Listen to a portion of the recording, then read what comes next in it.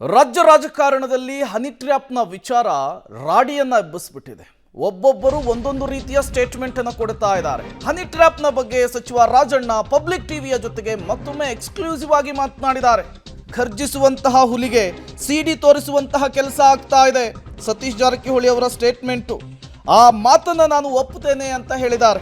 Honey trap ಕೇಸ್ನಲ್ಲಿ ಅನ್ಯಾಯಕ್ಕೊಳಗಾದಂತಹ ಎಲ್ಲರೂ ಕೂಡ ನನ್ನ ಜೊತೆಗಿದ್ದಾರೆ. ಪ್ರಕರಣದ ಬಗ್ಗೆ ತನಿಖೆ ಆಗಬೇಕು ಅನ್ನೋದು ನನ್ನ ಅಭಿಲಾಷೆ. ಹನಿ ಟ್ರ್ಯಾಪ್ನ ಬಗ್ಗೆ ಸಚಿವ ರಾಜಣ್ಣ ಪಬ್ಲಿಕ್ ಟಿವಿಯ ಜೊತೆಗೆ ಎಕ್ಸ್ಕ್ಲೂಸಿವ್ ಆಗಿ ಮಾತನಾಡಿದ್ದು ಒಂದಿಷ್ಟು ಅಂಶಗಳನ್ನು ಕೂಡ ಶೇರ್ ಮಾಡಿಕೊಂಡಿದ್ದಾರೆ. ಸತೀಶ್ ಜಾರಕಿಹೊಳಿ ಅವರು 400 ಜನ ಈ ಒಂದು ಪ್ರಕರಣದಲ್ಲಿದ್ದಾರೆ ಅಂತ ಹೇಳಿದ್ರು. ಈಗ ಸತೀಶ್ ಜಾರಕಿಹೊಳಿ ಅವರು ಹೇಳಿದಂಥ ಮಾತುಗಳಿಗೆ ನನ್ನಿಂದ ನೀವು ಕ್ಲಾರಿಫಿಕೇಶನ್ ಕೇಳಿದ್ರೆ ನಾನು ಹೆಂಗೆ ಕೊಡೋಕ್ಕಾಗ್ತದೆ? ಸತೀಶ್ ಜಾರಕಿಹೊಳಿ ಹೇಳಿರ್ತಕ್ಕಂಥದ್ದಕ್ಕೆ ನೀವು ಅವರಿಗೆ ಮಾಡಬೇಕು. ತಮಗೇನಾದ್ರು ಆ ಥರ ಮಾಹಿತಿ ಇದೆಯಾ ಅಂತ? ತಾವು 48 ಜನ ಹೇಳಿದ್ದಾರೆ ಅಂದರೆ ಅವರು ಜವಾಬ್ದಾರಿ ಮನುಷ್ಯರು. ಅವರು ಹೇಳಿರ್ತಕ್ಕಂಥದ್ದನ್ನು ಹೇಗೆ ನಿರಾಕರಣೆ ಮಾಡಲಿಕ್ಕಾಗ್ತದೆ? ನಾನು ಹಂಗಂದಾಕ್ಷಣಕ್ಕೆ ಒಪ್ಪಿದ್ದೀನಿ ಅಂತ ಅಲ್ಲ. ಅವರ ಮಾಹಿತಿ ಆಧಾರದ ಮೇಲೆ ಅವರು ಕೂಡ ಸೀನಿಯರ್ ಪಾಲಿಟಿಷಿಯನ್ ಇದ್ದಾರೆ, ಅನುಭವಸ್ಥರಿದ್ದಾರೆ. ಅವರು ಕೂಡ ಅದ್ರ ಬಗ್ಗೆ ಮಾಹಿತಿ ಆಧಾರದ ಮೇಲೆ ಹೇಳಿದ್ದಾರೆ. ಅದು ಸರಿ ತಪ್ಪು ಅನ್ನೋದಕ್ಕೆ ಅವರೇ ಹೇಳಬೇಕು. ಅಲ್ಲ, ಇದು ಈ ಪ್ರಕರಣವನ್ನು ಗಂಭೀರವಾಗಿ ಪರಿಗಣಿಸಬೇಕಂತ ಅವ್ರು ಹೇಳಿದರು ಸರ್. ಹಾಗಾಗಿ ಯಾವ ಹಂತಕ್ಕೆ ಬರ್ತದೆ? ನಾನು ಒಪ್ತೇನಲ್ಲ. ಅಲ್ಲ, ನಿಮ್ಮ ಜೊತೆ ಸದಾ ಅವರು ಇರ್ತಾರೆ, ಸಿಎಂ ಮತ್ತೆ ಸತೀಶ್ ಜಾರಕಿಹೊಳಿ ಅವರು ಎಲ್ಲರೂ ಇರ್ತಾರೆ. ಯಾರೆಲ್ಲ ನ್ಯಾಯದ ಪರವಾಗಿ ಇರಬೇಕು ಅಂತಕ್ಕಂಥ ಮನಸ್ಥಿತಿ ಇರ್ತಕ್ಕಂಥ ಮುಖಂಡರಿದ್ದಾರೆ ಅವರೆಲ್ಲರೂ ಕೂಡ ಇರ್ತಾರೆ.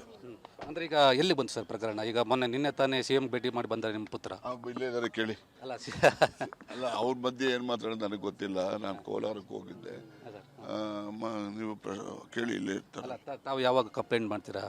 ನಾನು ಈಗ ಬ್ಯುಸಿ ಇದ್ದೀನಿ. ನಾನು ಬರೀ ನನಗೆ ಆದ್ಯತೆ ಇರ್ತಕ್ಕಂಥದ್ದು ನಮ್ಮ ಮಾರ್ಚ್ ಎಂಡ್ ಇರೋದ್ರಿಂದ ಈ ಬ್ಯಾಂಕಿಂಗ್ ಸೆಕ್ಟರ್ ನೋಡಬೇಕು, ಮತ್ತು ಜನರಿಗೂ ಕೂಡ ಯಾವುದು ಅನುಕೂಲ ಅನಾನುಕೂಲ ಇವೆಲ್ಲ ಫೈನಾನ್ಷಿಯಲ್ ಎಂಡ್ ಇದೆ.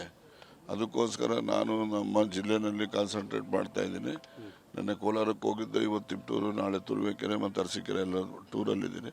ಅದೆಲ್ಲ ಮುಗಿಸ್ಕೊಂಡು ಬೆಂಗಳೂರಲ್ಲಿದ್ದಾಗ ನಾನು ಅವ್ರ ಬಗ್ಗೆ ಬಂದಿರೋರು ಒಬ್ಬ ವಕೀಲೆ ಬಂದಿದ್ರು ಅಂತ ಹೇಳ್ತಾರೆ.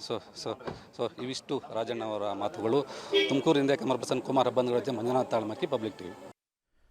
ಇದು ಸಹಕಾರ ಸಚಿವ KN ರಾಜಣ್ಣ ಅವರ ಕ್ಲಾರಿಫಿಕೇಶನ್. ಹನಿ ಟ್ರ್ಯಾಪ್ನ ವಿಚಾರಕ್ಕೆ ಸಂಬಂಧಪಟ್ಟಂತೆ ಪಬ್ಲಿಕ್ ಟಿವಿ ಜೊತೆಗೆ ಮತ್ತೊಮ್ಮೆ ಮಾತನಾಡುವಂತಹ ಸಂದರ್ಭದಲ್ಲಿ ಈ ಎಲ್ಲ ವಿಚಾರಗಳನ್ನು ಕೂಡ ಪ್ರಸ್ತಾಪಿಸಿದ್ದಾರೆ.